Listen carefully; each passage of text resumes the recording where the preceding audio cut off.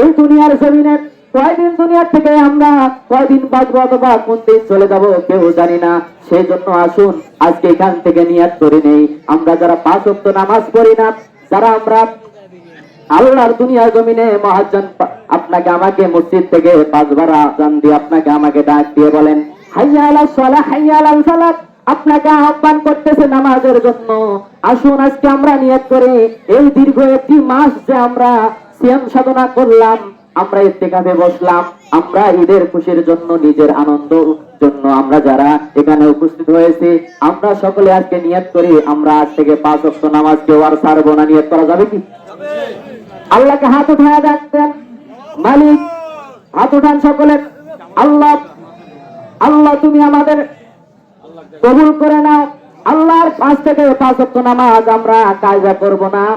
আল্লাহ আমাদেরকে আজকে কবুল করে নেন। আল্লাহ তুমি যদি কবুল না করো তাহলে আমাদের জাহান্নাম ছাড়ার কোনো উপায় থাকবে না। মালিক জীবনে ভুল করেছি, অপরাধ করেছি, অন্যায় করেছি, আর অপরাধ করব না। মালিক জীবনে অসংখ্য গুনার খাতায় নাম লিখেছি, আর গুনার খাতায় নাম লেখাবো না। আমিন।